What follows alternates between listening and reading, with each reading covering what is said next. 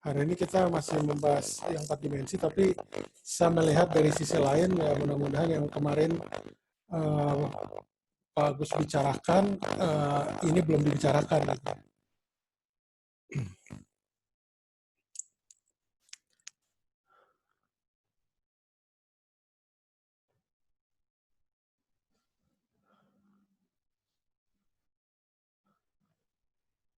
Oke, kelihatan ya? Kelihatan ya semua ya? Yang saya share.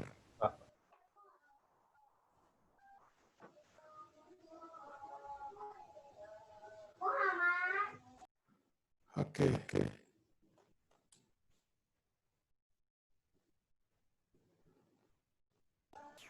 Pak, suara Bapak agak kurang jelas apa ya, Pak?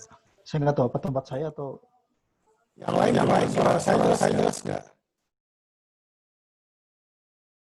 Atau itu ya apa namanya? Yang tidak jelas, raise hand aja coba.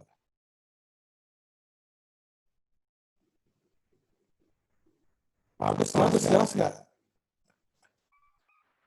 ada gema, terus ada apa sih kayak serak-serak begitu, Pak? Serak. Nah ini, saya nggak tahu. Yang lain?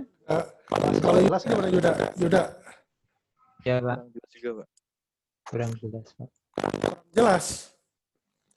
Saya pakai headset sih. Gitu, Pak. Kalau ini mungkin headsetnya kurang kenceng atau apa? Saya nggak tahu. Jelas atau enggak? Nah ini jelas. Yang ini jelas, Pak. Ini jelas.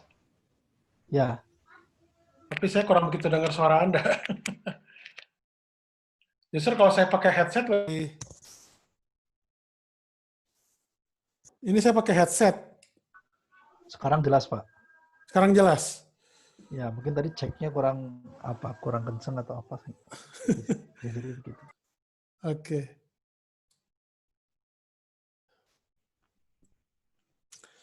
Ya, kita diskusi aja hari ini terkait dengan lubang hitam statik. Jadi saya memberikan aspek yang lain dari lubang hitam statik. Nanti akan saya kasih referensinya, tapi referensinya ini berupa paper ya. Ya, tidak semua bisa readable juga. Kadang-kadang juga butuh bimbingan. Jadi objek tentang lubang hitam, ya bahasa ininya black hole.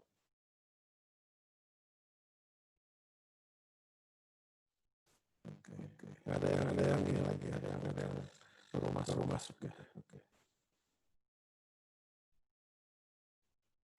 Pak, suaranya kayak tadi lagi, Pak. Ada lagi? Berebet gitu. Istilahnya. Stereo ya, apa ya? Ini masih? Masih.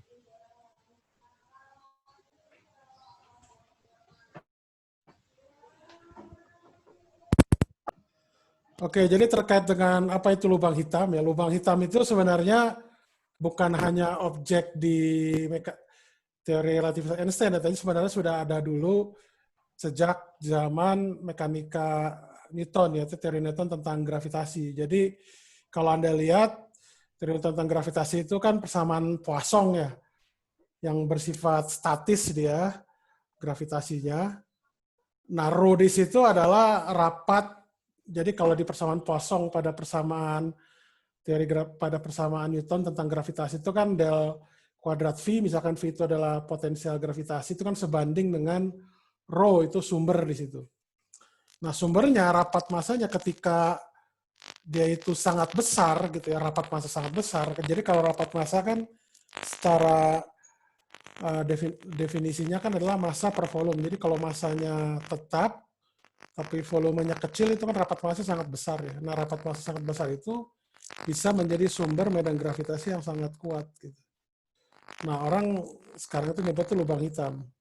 Kenapa lubang hitam? Awalnya memang objek tersebut itu menyerap cahaya, jadi tidak mungkin bisa terlihat dengan mata telanjang kan. Contohnya yang kemarin dapat foto tentang black hole, itu sebenarnya hasil pengolahan komputer ya, dari beberapa Jadi dari apa namanya beberapa teleskop gitu menghasilkan data, ya. Nah, data kasar itu diolah oleh komputer karena apa namanya data-data yang diperoleh itu dia apa istilahnya eh, di bawah cahaya tampak ya. Jadi kalau mata kita itu kan algoritmanya kita melihat benda itu kan dengan cahaya tampak kan, kesannya gitu. Nah itu juga sama. Jadi bagaimana kita mengolah data-data yang di bawah cahaya tampak itu dengan menggunakan komputer ya. Itu udah banyak kan sebenarnya. Seperti itu. Nah, kemudian lubang hitam itu juga itu yang saya pahami ya sejauh yang saya pahami, yang saya juga teliti, itu mempunyai batas atau boundary.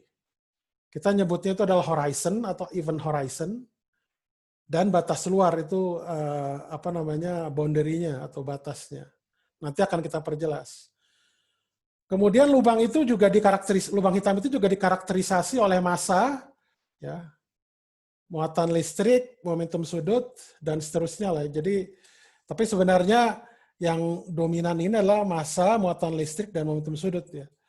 Jadi kalau massa itu kita tahu di Schwarzschild kan, kalau muatan listrik itu di Ressels-Nostrom ada massa dan muatan listrik ya. Sedangkan kalau ketiganya ada massa, muatan listrik, dan juga momentum sudut, itu biasanya Kerr-Newman ya. Kalau Kerr itu kan dia sifatnya netral, hanya massa dan J, M dan J. Kalau dengan muatan itu Kerr-Newman ya.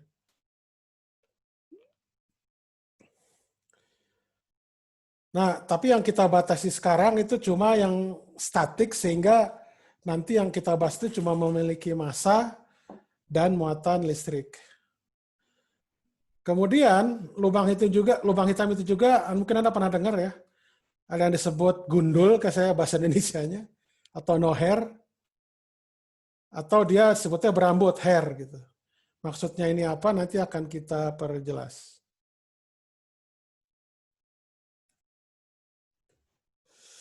Nah, contohnya di lubang hitam Schwarzschild ya. Kemarin Pak Agus sudah banyak membahas ini, kita review sebentar. Jadi lubang hitam Schwarzschild ini metriknya seperti yang diinikan di atas. Yang d omega s kuadrat ini adalah metrik sphere. Sebenarnya nanti Anda bisa ganti juga dengan apa namanya any non-trivial topology di surface gitu ya, di 2 dimensi. Nanti yang membedakan itu satunya itu diganti dengan yang disebut namanya Gaussian curvature di sini.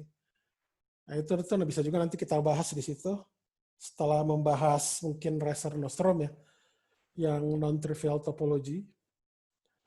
Kemudian masanya ini jelas lebih besar dari 0 ya.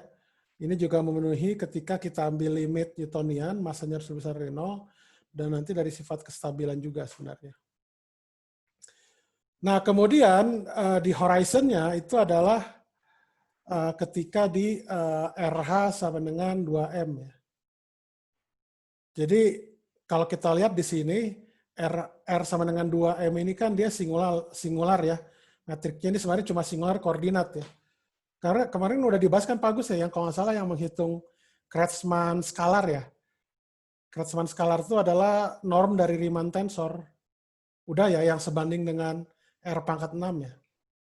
Ya Pak, tidak Pernah dihitung kan tapi udah dihitung kan tidak ya Mas? dihitung eksplisit ya, tapi ditunjukkan. Oke lah, kalau gitu saya indikan dulu ya sebentar. Saya tunjukkan aja lagi kalau gitu.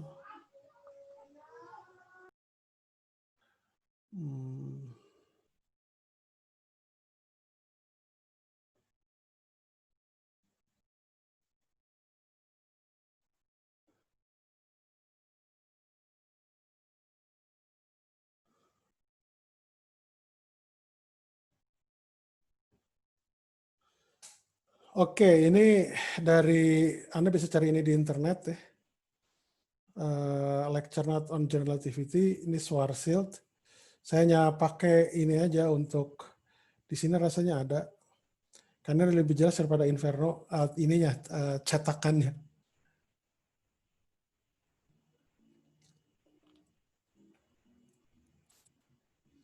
Di mana ya perasaannya ada.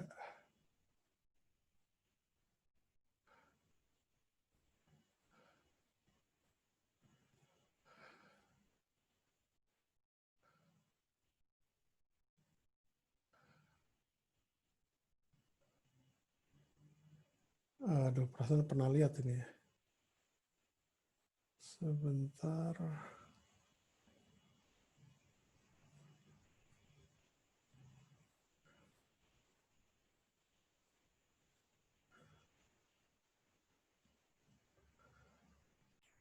Jadi kalau Anda lihat ini disebutnya namanya Kretschmann scalar ya, atau norm dari Riemann tensor.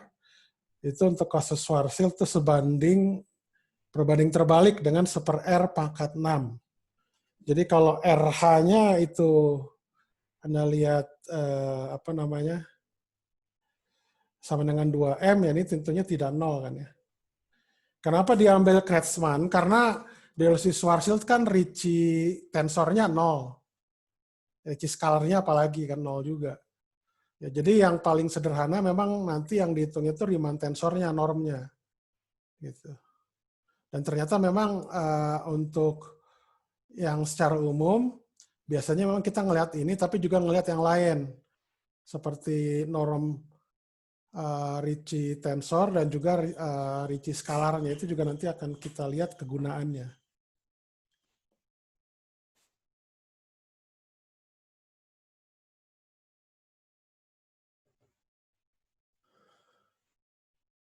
Oke, kita balik lagi ke sini ya. Jadi untuk kasus ini, R sama dengan 2M itu adalah singular koordinat ya. Singular koordinat karena Kretschmann skalarnya itu dia tidak singular ya. Tapi ketika di R sama dengan 0, itu yang disebut namanya real singularity. Kenapa? Karena karena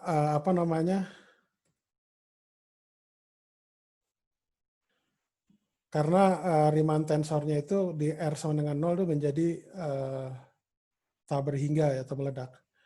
Nah, di RH sama dengan 2M itu geometrinya itu yang tadinya 4 dimensi itu bisa dikatakan rusak ya, menjadi ADS2 times S2. S2 ini adalah sphere 2 dimensi, surface ya.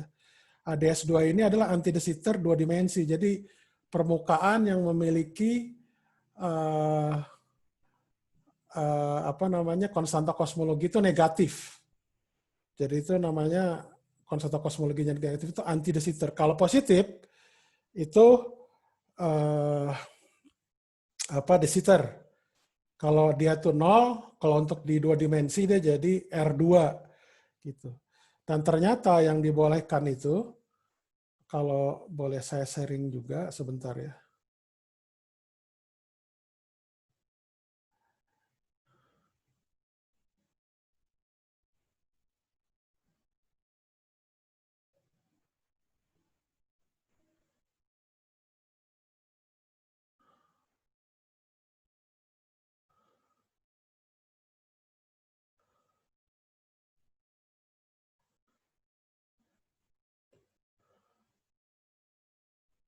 Kelihatan kan ya? Nah ini di paper di Classical Quantum Gravity tahun 2007 ya, oleh Kunduri, Lucietti, dan Harvey Esriel. Dia mempelajari tentang near horizon symmetries of extremal black hole. Jadi ini bukan hanya untuk di di statik, tapi juga di stasioner gitu. Nah, jadi yang mereka diskusikan itu terkait dengan, ini kelihatan ya? Apa saya perlu besarkan? Terlihat ya? Oke, Anda bisa Lihat, Pak. bisa download ya di internet. Jadi untuk black hole non ekstremal termasuk yang stasioner di sini, itu metriknya itu bisa kita tuliskan seperti ini. Tapi kita khususkan untuk yang statik ya. Untuk yang statik. Nah, jadi near horizon limit itu kita ambil V di sini itu di scaling jadi V per epsilon dan R menjadi epsilon kali R ya. Dan diambil limit R-nya menuju 0. Gitu. Nanti akan didapatkan bentuk seperti ini. Jadi gamma ABE-nya itu tidak bergantung lagi pada R, jadi terdapat pada X saja. Jadi diambil di sininya 0. Nah, cuma masalahnya, apa namanya, bentuk metrik seperti ini kalau Anda lihat yang kemarin Anda pelajari diajarkan oleh Pak Agus kemarin yang terkait dengan Eddington-Finkelstein, apalagi sih Kruskal, terus ada nanti yang namanya Penrose diagram ya. Itu ternyata tidak cocok untuk menggambarkan horizon di situ. Nah, jadi kalau Anda bisa coba, itu ternyata metrik-metrik itu memang tidak cocok untuk menggambarkan geometri di horizon. Yang cocok tuh ini. Nah, masalahnya untuk mencari geometri yang seperti ini, itu juga nggak mudah gitu ya. Jadi, caranya gimana?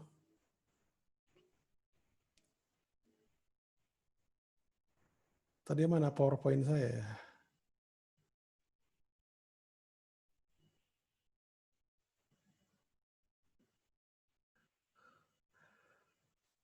Oke, caranya gimana? Nanti akan kita lihat bahwa yang paling mudah tuh kita meninjau dari Ricci scalarnya. Tapi kan Ricci scalarnya 0. Nah, nanti akan kita ada triknya di situ. Yang kita pakai disebut namanya sifat splitting ya. Jadi karena ini itu lebih kecil dari 0, konstanta kosmologinya, sedangkan NS2 ini adalah konstanta kosmologinya lebih besar dari 0 kan ya. Kalau tidak salah S2 itu sama dengan 2 ya, konstanta kosmologinya. Sedangkan ini min 2. Karena radiusnya sama, jadi yang akan Anda dapatkan Ricci scalarnya itu akan sama dengan 0. Itu persis sama dengan sifat Schwarzschild, jadi konsisten di situ. Nah, kemudian ini di horizon, nah batas luarnya itu kita ambil R menuju tak berhingga. Ya, itu akan geometrinya itu akan konvergen menjadi R4 ya, atau ruang Minkowski 4 dimensi. Ruang waktu Minkowski. Nah, satu hal lagi juga yang menjadi catatan untuk daerah asimtotik ini itu hanya berlaku untuk daerah geometri Schwarzschild yang asymptotically flat seperti ini, atau yang dia asymptotically anti de Sitter. Jadi kalau de Sitter itu nanti untuk yang de Sitter itu batas luarnya itu kita sebut namanya cosmological horizon, horizon kosmologis ya. Jadi kenapa disebut kosmologis? Karena radius yang paling luar tersebut itu bergantung pada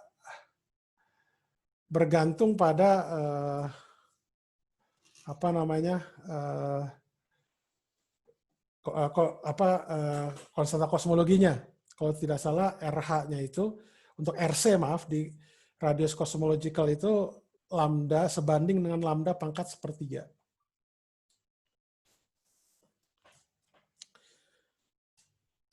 Kemudian lubang hitam Schwarzschild ini bisa dikatakan stabil ya. Stabil itu apa? Nanti akan kita jelaskan.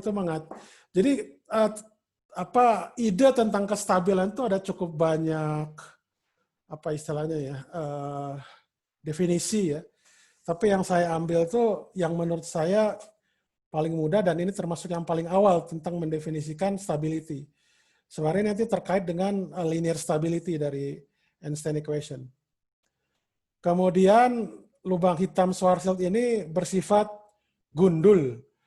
Dalam artian gundul itu di sini adalah masanya hanya terlokalisir di black hole-nya, tidak keluar. Ada pertanyaan nggak sejauh ini?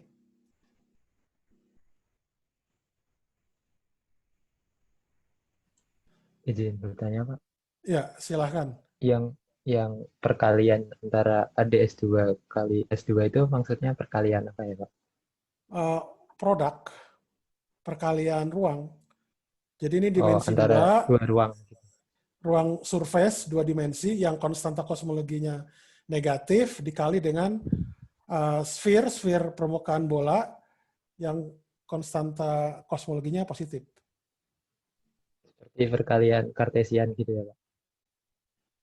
Apa istilahnya perkalian, disebutnya perkalian apa ya? Ya produk ruang aja kita nyebutnya. Oh, Jadi produk itu ya bisa dikatakan produk topologi bisa. Ini produk geometri lah. Produk geometri. terima kasih, Pak.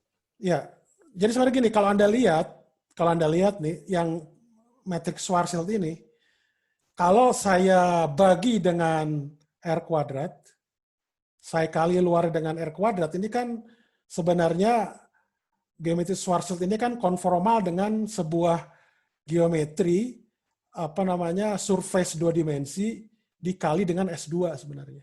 Kalau Anda lihat, ya kan?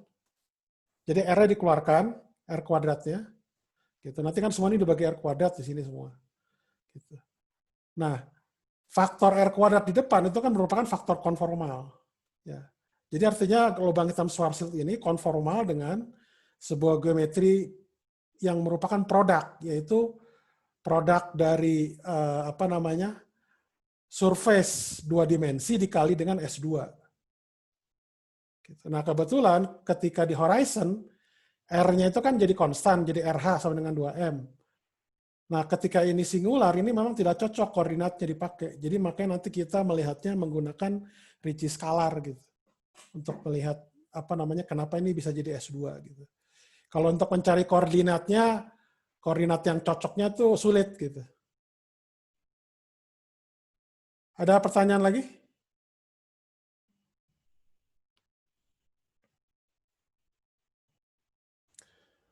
Oke, kalau tidak ada, bisa nggak ada kerjakan ini?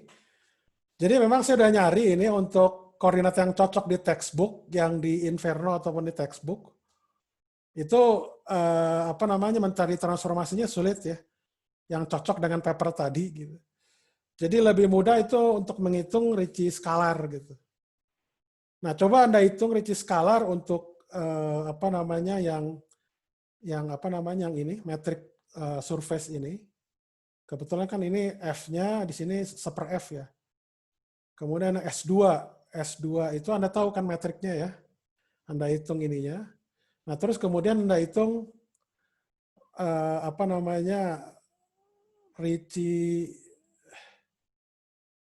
Ricci scalar juga dari metrik ini. Tapi nanti harus Anda pisahkan antara bagian yang permukaan dua dimensi yang kita sebut katakanlah M2 dengan yang S2 ya. Nanti di situ akan kelihatan ya. Jumlahannya ini akan sama dengan 0. Ini tapi Anda coba dulu mencari secara umum dulu ya. Karena nanti ini juga kita bisa pakai untuk yang geometri Reser Nostrum kan. Mirip, cuma dia ada muatannya. Silahkan. Oh ya, perhatikan sebentar ya, saya lupa ngasih catatan. Jadi kalau Anda tinjau di paper ini yang kundur ini tahun 2007, yang metrik 9 ini, itu ada fungsi konstanta F0 di sini. Nah, konstanta F0 ini, itu kalau lebih besar dari 0, itu kita sebutnya surface ini disebutnya de Sitter. Kemudian Minkowski itu ketika F0-nya sama dengan 0, ya, ini lambda Anda ambil 0 aja, karena ini konstan pada akhirnya. Kemudian anti de Sitter ketika F0-nya lebih kecil dari 0. Ya. Gamma AB itu cuma kompak submanifold aja. Tapi yang penting ini di ini. Nah, kalau Anda lihat, karena kalau pada horizon itu kan killing factor-nya bersifat time-like ya. Time-like. Jadi kalau F0-nya itu sama dengan 0, itu kebetulan di sini definisinya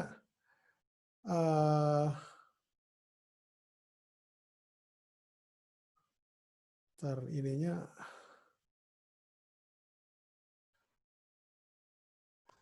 negatif ya, minus plus plus ya. minus plus plus. Jadi dia normnya itu harus lebih kecil dari 0. Norm dari killing vector di sekitar horizon. Jadi karena dia itu lebih kecil dari 0, atau sama dengan 0, lebih kecil atau sama dengan 0. Kalau sama dengan 0 kan dia vektornya vektor 0 jadinya. Itu yang diperbolehkan untuk horizon itu cuma 2, yaitu anti de Sitter, yang biasanya kita sebut namanya extremal black hole, kalau ADS itu, ADS2. Kemudian yang lainnya lagi itu adalah Minkowski, 2 dimensi, Minkowski surface. Jadi yang de Sitter ini untuk kasus kita statik terutama, ini untuk any dimension ya, bukan hanya di 4 ya. Any dimension ini di excluded. Karena kenapa? Karena dia sifatnya space-like. Jadi kita dengan mempertahankan space-like lebih kecil atau sama dengan 0, atau 0 gitu ya, itu ternyata F0-nya itu harus lebih kecil atau sama dengan 0. Dengan kata lain bahwa geometri surface-nya ini tuh kalau nggak Minkowski atau anti de Sitter. Itu aja dari saya. Silakan lanjutan. Oke, saya ulangi lagi ya. Jadi di stationary termasuk static black hole itu kita dapat metrik 8. Ya, khusus untuk statik ya kita dapatkan setelah rescaling seperti ini. Ya, kita dapatkan 8, terus kita dari sifat killing factornya itu kita dapatkan bentuk seperti ini. Anda bisa ambil lambdanya sama dengan 0, ya. Anda bisa ambil lambdanya sama dengan 0, sehingga nanti di sini R besarnya akan sama dengan R ya, gitu. Nah, jadi kalau Anda lihat di sini, ini kan ininya minus plus plus ya, konvensinya. Jadi dikatakan killing factor itu harus time-like atau 0 itu ketika F0 itu lebih kecil atau sama dengan 0. Ya.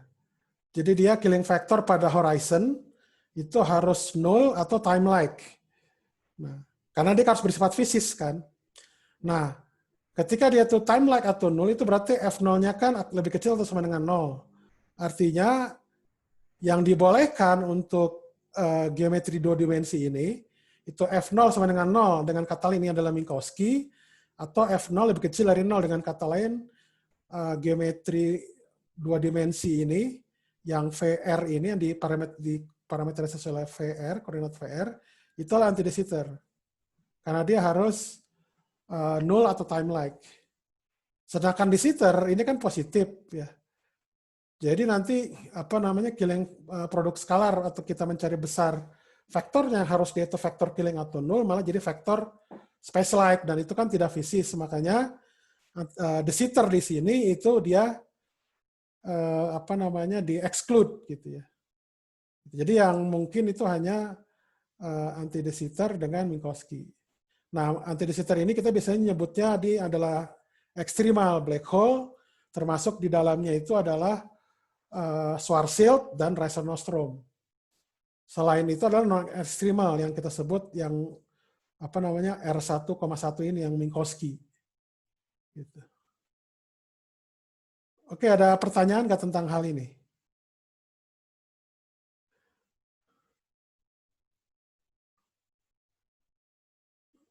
Oke, silakan lanjutkan. Aduh.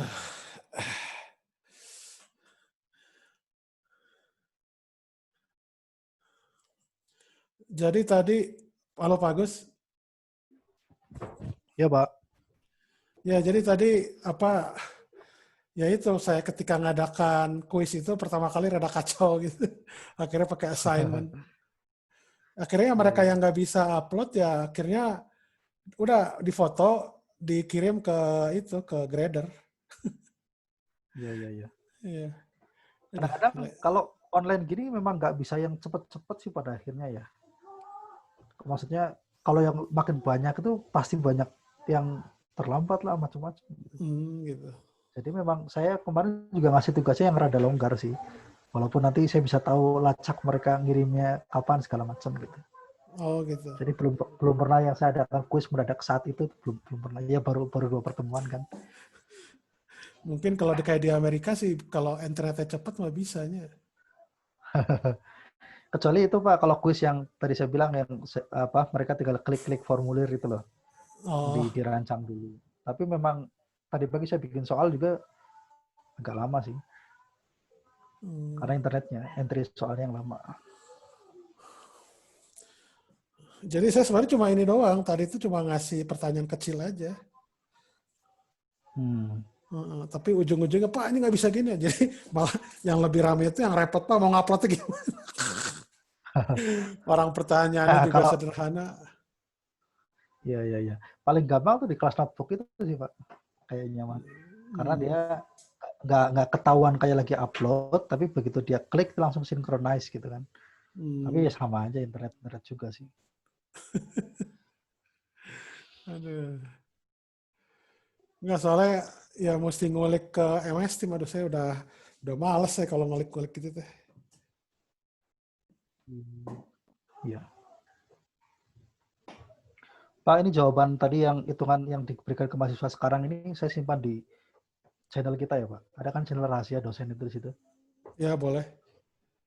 Saya udah upload tadi satu solusi, Oh gitu. satu file. Oke. Kedengeran mahasiswa nih.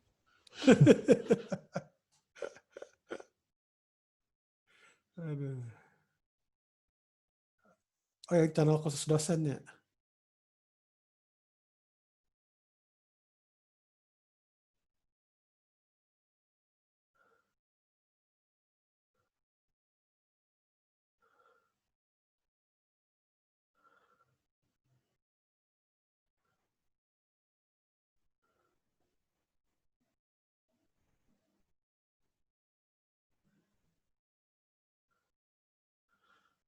Di Teams ini juga yang saya bingung, kalau saya pakai yang di HP dengan di laptop itu kok rada beda ya? Iya Pak. Bentuknya kalau di handphone kan lebih dibuat simple, jadi banyak yang tersembunyi. Nyari Iya, yang di apa? jadi nggak tahu, saya juga nggak ngerti saya juga tuh. Saya belum berani pakai HP. Kalau di tablet masih rada mending sih, masih mirip bentuknya. Handphone ya berat juga sih di handphone. Hmm.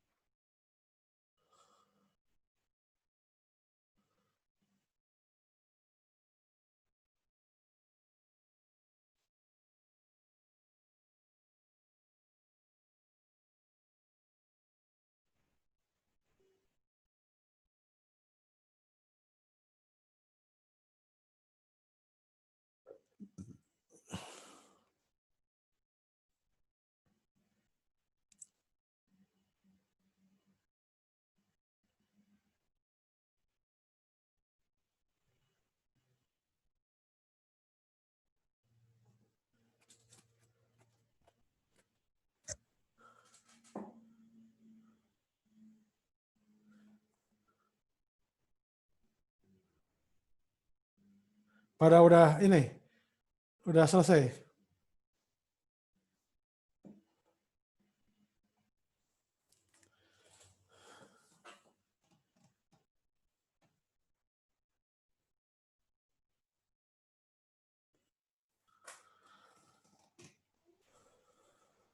Pak, ada mahasiswa Aldi katanya request masuk ke ruang ini. Dari tadi sih saya baru baca. Bentar. Oh ya? Bentar, kok aneh ya? Saya juga baru baca pesannya sih. Oh, dia maksudnya ini apa namanya mau masuk ya? Ya mau masuk dia pernah sit in dari minggu keberapa kemarin. Ntar kok saya nggak bisa ini ya? Di lobbynya nggak ada. Tuh, jangan-jangan dia masuk ke ruangan Senin.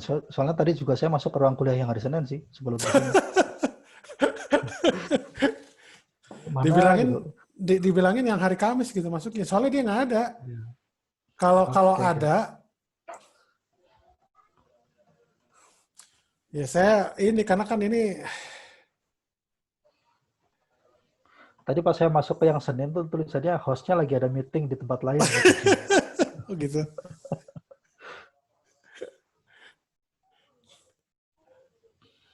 Kayaknya lebih ini Gus apa namanya lebih enak pakai ini. Saya ngerekam 2 jam itu cuma dapat 66 mega loh. Kalau Oh di iya ya. MS Team itu bisa sampai ratusan mega, maksudnya 200 atau berapa gitu, lebih ya. Iya ya. Nggak tahu saya fisika dasar juga nggak saya rekam sih Pak. Apa? Yang kuliah fisika dasar juga saya nggak rekam sih. Tapi Oh saya gitu. bebaskan mahasiswa kalau mau rekam silakan aja. Oh gitu. Saya ini kan yang fisika dasar kan saya dapat kelas internasional kan. Ah. Saya merasa aneh aja dengan suara saya sendiri kalau ngomong. Oh gitu. Oh. Jadi saya biarin aja mereka ngerekam kalau mau. Saya soalnya ngerekam karena ini khawatir kan ada mereka kan Pak ini nggak jelas segala macam. Udah nggak masalah, jangan Oh iya jangan betul. apa jangan komplain nggak jelas. Ini nanti akan saya rekam, saya upload ke YouTube. Anda tinggal subscribe aja kalau ada video baru kan. Kalau subscribe kan ada apa Pulang di sana. istilahnya? Iya keluar kan. Oh ini adalah Pak Bobi udah upload. Saya bilang saya udah janji biasanya kalau pagi kuliah siang tuh udah saya upload. Dia juga kemarin tadi juga saya upload. Sekecil sih hampir cuma 40 mega Gus, nggak nyampe itu. Ya wajar segitu mah. Sejam setengah itu. Nah ini dia nih. Aldiansyah ya? Ya, baru saya bilang. Tadi kayaknya dia masuk ke yang Senin dulu kali. Ini gimana Saya tadi nih? baca pesan Bapak itu 2 kali saya baca. Ini kok apa bedanya yang posting pertama saya kedua kan? Seret, oh di Kamis ini Senin. Enggak, saya udah ngasih nama kan di sini Kapsel hari Senin gitu. Terus Ya ada betul, satu di lagi atasnya. di atasnya Ya, ya. hari Senin, yang satu lagi tuh hari Kamis gitu.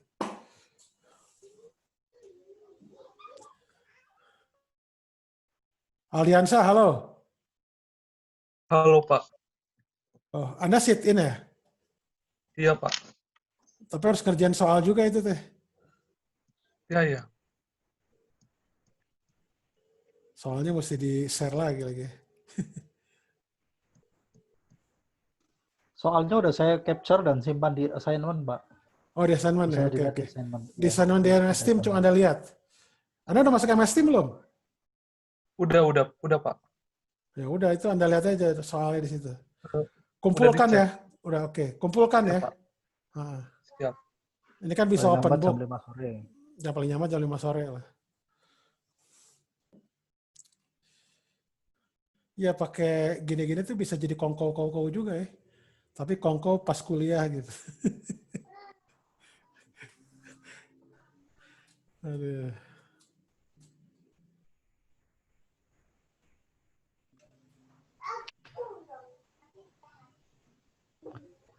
Beberapa teman kemarin sudah dapat komplain dari mahasiswa tentang ya itu tadi yang kayak Bu Neni yang Oh gitu. kayak dosen lain itu kemarin. Yang ya masalahnya bukan di dosen ya kan di internet ya kan. Di internet ya. MS Team tuh berat karena saya waktu itu ada dari kolega yang guru besar juga, guru besar stay bilang mereka tuh konferensi 2 jam tuh habis 2 giga. 2 giga. Boros banget.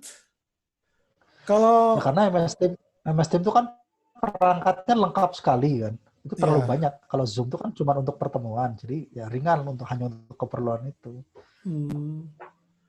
Harusnya sih dia ketika kalau mau ini sih harusnya kalau supaya nggak berat gitu ya. Kalau orang mau konferensi, ya udah konferensi aja. Kecuali kalau memang nanti mereka mau pakai apa seperti kayak tools-toolsnya gitu loh yang tadi banyak itu, baru itu dinyalain masuk ke itu gitu. Kalau memang itu nanti apa istilahnya ketika nyala semuanya barengan nyala sih emang berat. Kesian yang itu yang apa Yang nggak perlu. yang nggak perlu. Ya Yang ini loh perlu. yang daerah-daerah yang Oh kalau iya nggak ada iya iya. yang nggak ada internet sih memang nggak bisa ya. Tapi kalau yang itu loh, yang daerah-daerah kan ada di daerah-daerah Bandung ini juga ada yang ini loh apa internetnya itu nggak Gus? Yang Edge itu Iya loh. betul. Itu kan Edge. lambat banget. Kalau saya kan di sini bisa 3G. Tapi pernah tuh ada di daerah bawah saya lihat itu. Bahkan di ITB juga ada yang daerah internet tuh gitu. Saya nggak ngerti Ada juga. Pak, fisika dasar tuh. Di dalam Fisika gedung dasar fisika ya? dasar saya sering nggak dapat sinyal. Aneh juga ya. Saya pikir, kok di ITB ya malah Saya harus jalan gitu. dulu ke halaman biasanya. Ke halaman baru dapat. Atau kalau enggak, jendela dibuka, handphone keluarin dulu baru dapat sinyal. Aduh, lucu juga. Ya gimana? Yang lain udah bisa dapat nggak? Ini udah tinggal masukin aja ini. Tinggal masukin udah ada rumusnya di 2.8.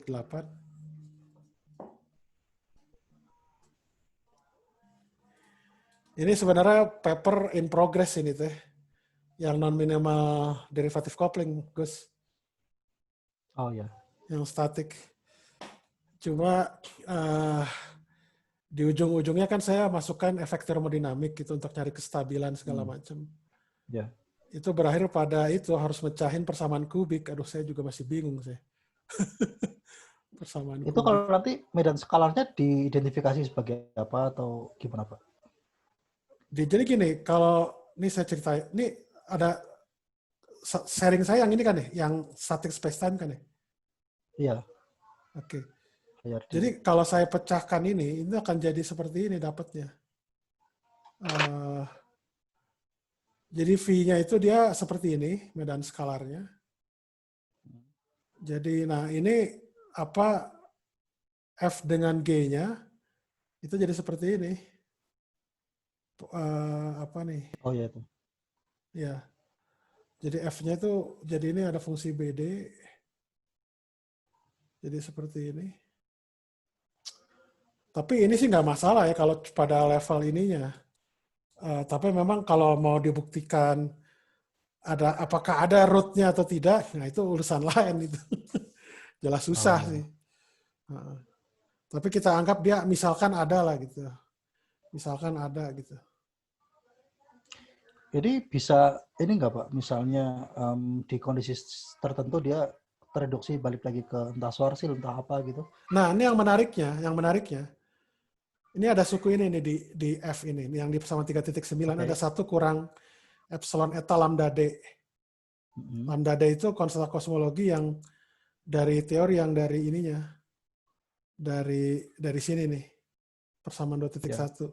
Nah ini kalau saya setting lambda D-nya itu sama dengan 1 per epsilon eta ini, dia akan balik lagi ke itu, ke Schwarzschild anti de Sitter atau de Sitter. Kalau dia itu lambda D-nya sama dengan 0, memang nggak bisa kelihatan. Suku ini pasti ada, tapi ketika ini saya setting, itu juga menarik juga, saya juga nggak habis pikir itu. Ya memang ada sih Pak. Ini kan eta itu kan sebenarnya konstanta yang di depannya non-minimal derivative coupling ya Pak? Iya, betul. Epsilon itu yang plus minus 1. Oke. Nah, di settingannya ada namanya Capozziello yang awal-awal kerja di sini.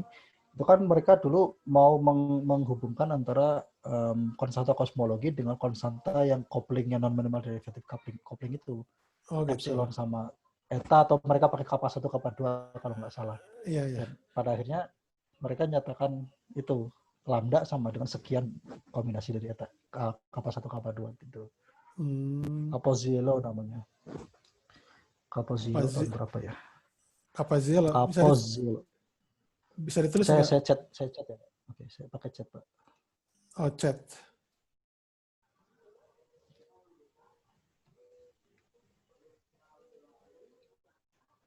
Capozziello tahun berapa itu ya?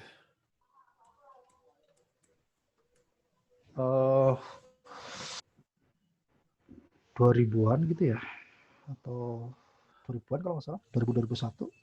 Saya lupa. Oh gitu ya. Ntar coba salah satu dari Capozziello atau Capozziello dari Lambiase. Lambiase. Film biasa. E-nya ada aksennya sih, tapi tulisnya gini juga nyampe sih. 2001 ya. Nah itu.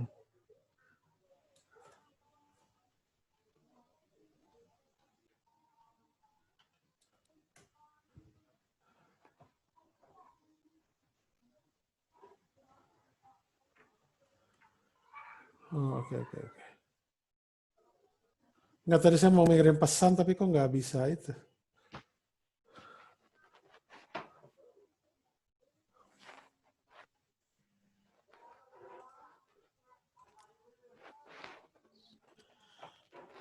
Oke, sudah. Dapat nggak?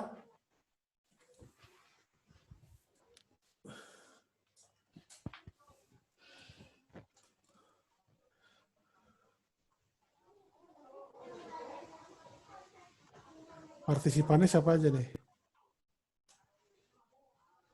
Jesta dapat nggak Jesta? Udah beres? Baru yang pertama dan yang kedua, Pak. Oh gitu. Yang pertama gimana? Dapat nggak dia? R-nya berapa? Kalau saya dapat ngitungnya nggak tahu. Min F aksen kuadrat per F. Bukan, maksudnya kalau di apa namanya dimasukkan ke Schwarzschild, F-nya yang itu, Bentar. terus diambil R-nya sama dengan 2M. Sebentar ya. Kalau Jester yang tadi dapatnya apa? Ricci Scalar atau Ricci Tensor tadi? Ricci Scalar, Ricci Scalar. Ricci Scalar, oke. Jadi Ricci Scalarnya berarti di ini kan ini G00, R00 plus G11, R11 berarti.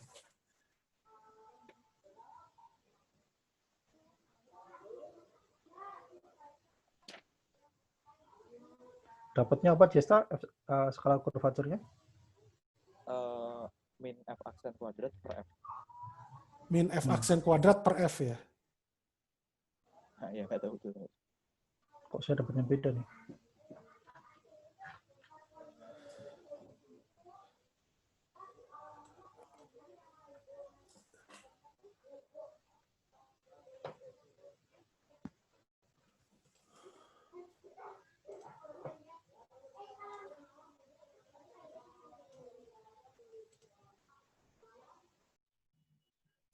Kita lanjutkan sebentar. Jadi tadi terkait dengan kestabilan ya. Jadi Schwarzschild itu kan salah satu contohnya solusi Ricci flat kan ya. Jadi Ricci flat itu artinya istilah yang kita sebut di mana geometrinya mengenai RAB sama dengan 0 gitu. Nah, jadi metode yang digunakan untuk melihat kestabilan itu metodenya metode perturbasi sebenarnya. Yang diperturbasi itu apa? Itu metriknya. Metriknya misalkan kita ambil G, misalkan metrik Schwarzschild, ini ditambah ada suku perturbatif di sini. Kalau G di sini misalkan spherical symmetric, delta G ini tidak harus spherical symmetric gitu. Bahkan bisa time dependent gitu ya secara umum. Tapi dia diasumsikan karena perturbatif dia sangat kecil. Karena sangat kecil harusnya sifat geometri juga tidak berubah kan. Nah, ini disebut namanya, kalau ini stabil dikatakan ini sebenarnya linear stability gitu. Nah, ada paper dari nanti saya share lah ya. Kayak nama orang India, namanya rada susah sih intinya. Nah, dia menemukan bahwa untuk M lebih besar dari 0, itu perturbasi. Ada sebuah solusi. Perturbasi itu kan harusnya makin kecil dia, decay. Dia malah ketemu ada solusi yang terkait dengan frekuensi imajiner, dan dia malah meledak gitu. Tidak decay. Jadi sehingga untuk kasus ini perturbasinya itu tidak fisis, sehingga disimpulkan bahwa solusi Schwarzschild itu stabil. Ini untuk di 4 dimensi. Sebenarnya nanti ada lagi beberapa orang ya, termasuk yang saya kenal tuh Kodama, satu lagi siapa? Ishibashi ya, kalau tidak salah. Dia mengeneralisir metodenya si orang ini di FISREF-D yang tahun 1970 itu untuk higher dimensional gitu. Ya, itu agak panjang di sana, Anda bisa baca papernya. tapi intinya sama. Nah, memang konsep kestabilan ini itu untuk Schwarzschild itu banyak, ya untuk geometri terutama itu banyak tentang konsepnya ya, tentang ide kestabilan. Tapi saya merasa yang sejauh ini, konsep yang ini kan termasuk yang awal dan lebih mudah dipahami daripada yang lain.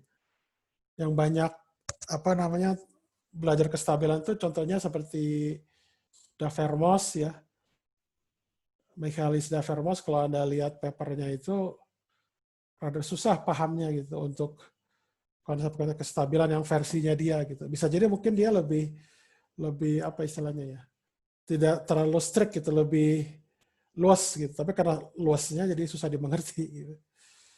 Banyak aspek geometrinya yang ditinjau di sana, bukan hanya bagian PDE-nya. Dia pernah membuktikan stability bisa sampai 300 halaman itu. Ada papernya kalau mau saya kasih kok nanti. Bisa tertarik mau baca gitu.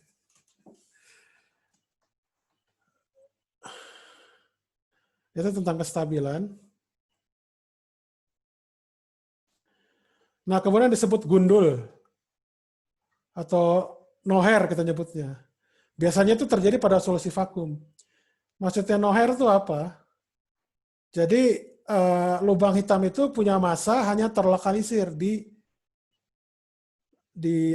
daerah yang R-nya lebih kecil sama dengan R besar, di mana R besar itu adalah radius lubang hitam. Itu ya, radius lubang hitamnya. Jadi bisa dikatakan rapat masanya itu hanya terlokalisir, jadi tidak keluar gitu.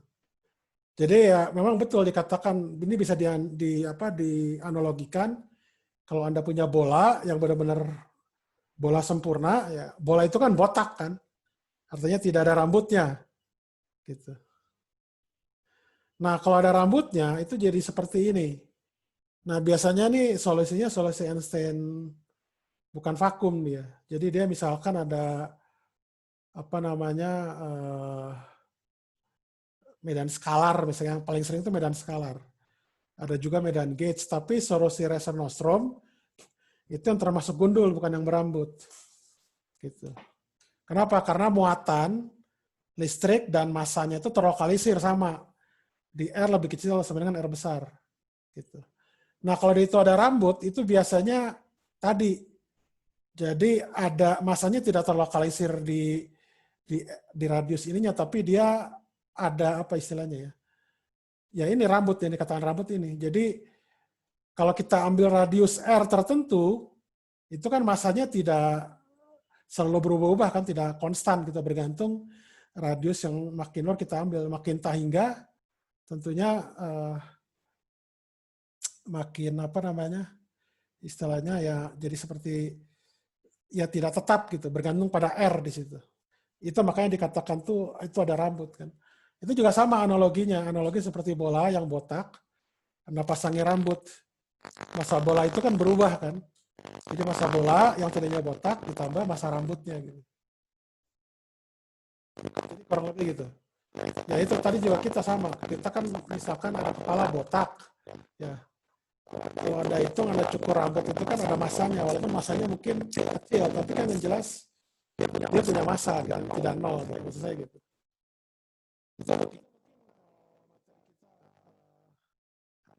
Ini ya mungkin nanti kita teruskan pada hari apa sih? Senin ya. Saya lupa soal itu ya, Senin ya.